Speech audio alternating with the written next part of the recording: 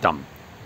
Dzisiaj w ramach 20 odcinka serii Skok w przeszłość zajmiemy się albumem wielkim, niepowtarzalnym i przełomowym. Tym albumem jest oczywiście płyta zespołu Emperor, In the Nightside Eclipse. O, ten właśnie album, tu nawet na koszulce mam obrazek zakładki. 94 rok. Dokładniej ten album został wydany 21 lutego 94 przez Candlelight Records.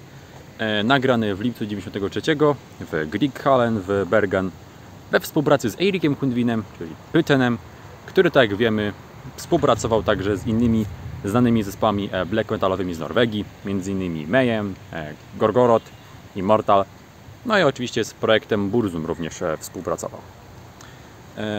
Jeśli chodzi o skład, to prezentuje się on tak. Jest to swoją drogą jedyny studyjny album Emperor nagrany w tym składzie, czyli Aizan, Samot, Chord i Faust. Obecnie z tej ekipy pozostali tylko Aizan i Samot. No dobra, także dzisiaj na warsztat bierzemy, jak już wspomniałem, jedyneczkę Emperor In the Nightside Eclipse. Jeden z najważniejszych i najbardziej przełomowych albumów w historii black metalu. Bo tak naprawdę historycznie patrząc, jest to pierwszy album w gatunku symfoniczny black metal. Bo jest to tak naprawdę pierwszy album black metalowy, który wykorzystał instrumenty klawiszowe na aż taką skalę. No bo klawiszy na tym albumie jest bardzo, ale to bardzo dużo. W niemal wszystkich utworach pojawiają się klawisze. Więc jest to na pewno album symfoniczny, ale tutaj ta symfonia jest co prawda duża, ale nie przesadna. Jest to moim zdaniem w rewelacyjny sposób połączone, że jest to zarówno muzyczna black metalowa agresja, jak i elementy muzyki symfonicznej. Połączone jest to w sposób moim zdaniem doskonały. Jest jedna też rzecz, o której muszę wspomnieć, jak mówię o tym albumie, to jego magia. Ten album jest po prostu magiczny, jeśli chodzi o muzykę na niej zawartą. Bardzo dobrze to słychać na przykład w utworze Into the Infinity of Thoughts. No, wspaniały utwór, ale tak magiczny, że tego się po prostu opisać nie da, proszę Państwa.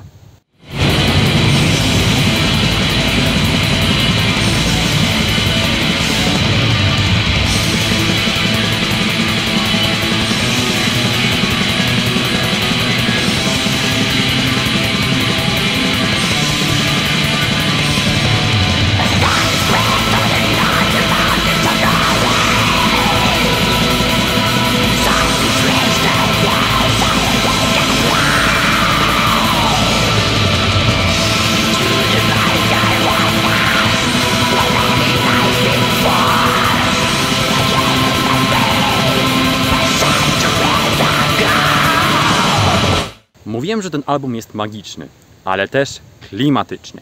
No wiadomo, jak na jakimś albumie jest magia, to i klimat musi być. I nie inaczej jest z In the Nightside Eclipse.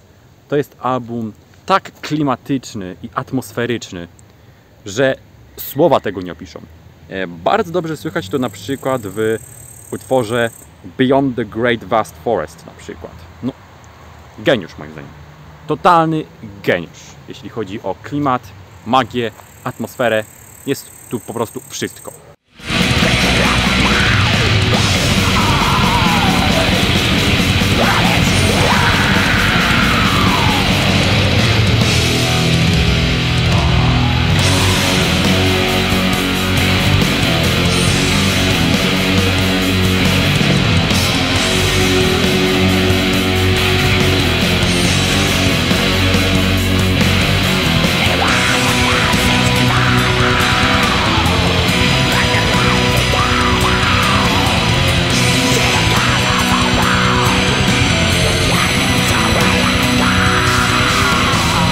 No ale dobra, skupmy się też na tej symfonicznej stronie tego albumu. No bo już mówiłem o tym, że ten album jest symfoniczny, jest tutaj dużo klawiszy. Owszem, tak jest. I najlepsze w tym wszystkim jest to, że tych klawiszy jest dużo, ale one nie psują odbioru tej płyty. Bo jest to dobrze ze sobą połączone. Jak widać, da się. No bo często się wymienia Emperor jako ten zespół, który perfekcyjnie wręcz połączył black metal z symfonią. I faktycznie, zrobili to perfekcyjnie na tej płycie. Naprawdę nie ma się do czego przyczepić. Też należałoby wspomnieć tutaj o tym, że ten album zawiera również dwa najpopularniejsze utwory Emperor, czyli I am the Black Wizards i Inno a Satana, czyli dosłownie hymn do szatana w języku włoskim. Co do symfonii wracając, to są tutaj także czyste śpiewy, ale one zwykle robią bardziej za tło, ale też wszystko gra. Więc jak widać, da się. Choć nie każdy tak potrafi, to jednak Emperor pokazał, że potrafi. I wyszło im to znakomicie.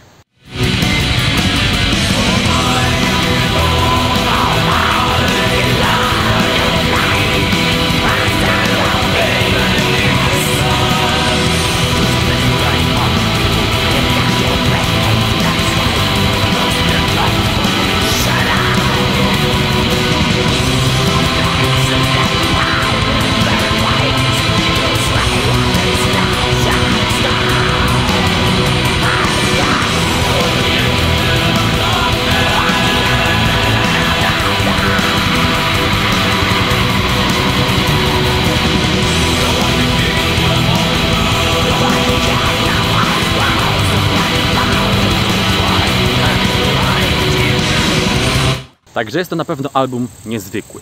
Swoją magią i klimatem moim zdaniem kasowałby bez problemu większość współczesnych albumów. W sumie jeśli chodzi o magię i klimat, to mi się wydaje, że albumem, który byłby najbliższy temu, jeśli chodzi o dyskografię Emperor, byłaby epka Self-Titled Emperor, wydana rok wcześniej. Tutaj też można wspomnieć, jak mówimy o tej epce, że 2 utwory z tej epki pojawiły się na tymże albumie. I to są też utwory, do których teksty napisał Howard Elefsen, czyli niejaki Mortis, dawny basista Emperor, który grał chociażby na demówce Wrath of the Tyrant, epce Self-Titled, no i też mini-albumie As the Shadows Rise, wydanym w tym samym roku co ten album. No, utwory moim zdaniem równie wspaniałe co reszta płyty, bo no, trudno, żeby na takim arcydziele jak In the Nightside Eclipse pojawiły się jakieś słabe numery. To po prostu jest niemożliwe. Ja ogólnie bym powiedział, że Emperor to jest zespół wielki, niepowtarzalny, przełomowy dla sceny black metalu. I to jest jeden z tych zespołów, które trzeba znać. Po prostu trzeba. Nawet mimo tej otoczki, jaka miała miejsce wokół członków zespołu. No bo zapewne wiecie, że połowa lat 90. to jest okres, kiedy to w Norwegii było liczne aresztowania muzyków sceny black metalowej. No bo wiem doskonale, że w 93 Varg Vikernes z Burzum zamordował Justyna Orseta, czyli Euronymousa z Mayhem. No i to doprowadziło do licznych aresztowań muzyków tejże sceny. No i niestety 3/4 składu Emperor z tejże płyty poszło do kicia. Tylko Aizan pozostał wówczas na wolności. Natomiast Samot trafił do kicia za podpalenie kościoła z członkami Mayhem, Czort za napaść z użyciem noża, a Faust za morderstwo. Aizan nawet stwierdził, że te aresztowania miały zarówno pozytywny, jak i negatywny skutek dla zespołu. No, pozytywny taki, że dało to zespołowi w pewnym sensie rozgłos, dzięki czemu Emperor stał się bardziej znany. No a negatywny skutek był oczywiście taki, że większość składu siedziała w więzieniu. No i dopiero jak Samot wyszedł z więzienia, to dobrali resztę składu, bo Czort i Faust już do nagrań studyjnych nie wrócili. Co prawda dalej są aktywni jako muzycy, no ale nie w Emperor mimo wszystko. Ale moim zdaniem nie zmienia to faktu, że In the Nightside Eclipse to jest album wielki, cudowny i wspaniały. Nawet jeśli chodzi o okładkę, bo nie byłbym sobą, gdybym nie wspomniał o okładce tej płyty, bo to jest po prostu arcydzieło. Autorem tej okładki jest oczywiście niejaki Christian Neclorord Bochlin, który tworzył też okładki dla wielu innych zespołów ze Skandynawii głównie, ale nie tylko, bo też na przykład z Finlandii. Między innymi dla Tiamat, Dark Tranquillity, Ensiferum i wiele innych. Samot nawet kiedyś wspomniał, że widzieli oni pracę Bochlina, między innymi do Somberlane Dissection.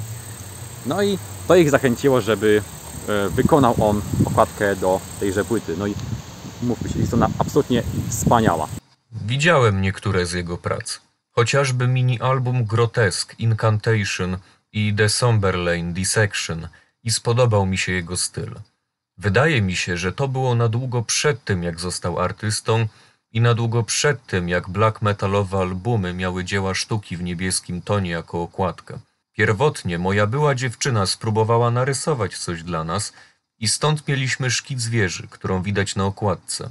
Później Aizan i ja poskładaliśmy garść pomysłów, w tym i wieże, i włączając w to jeźdźcę śmierci z pierwszego mini-albumu, i wysłaliśmy to do Necrolorda.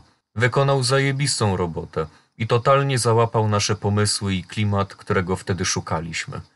Do dziś myślę, że wyróżnia się jako klasyczna black metalowa okładka albumu. Jak dla mnie jedna z najlepszych okładek w historii black metalu. Choć taki Faust mówił, że inaczej się na to patrzy z perspektywy czasu.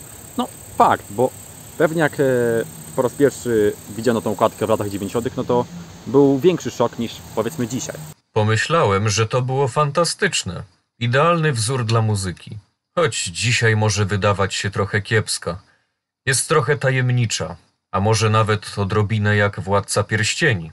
No ale moim zdaniem mimo wszystko, mimo upływu lat wciąż uważam, że prezentuje się cudownie. To jest dzieło pod każdym względem.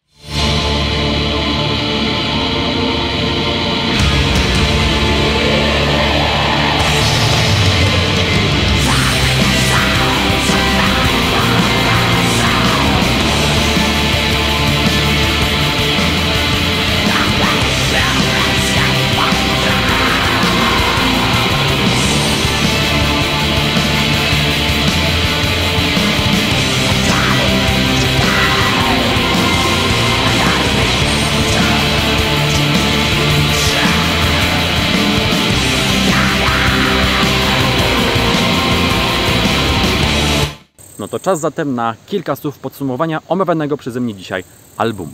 Ja powiem tak.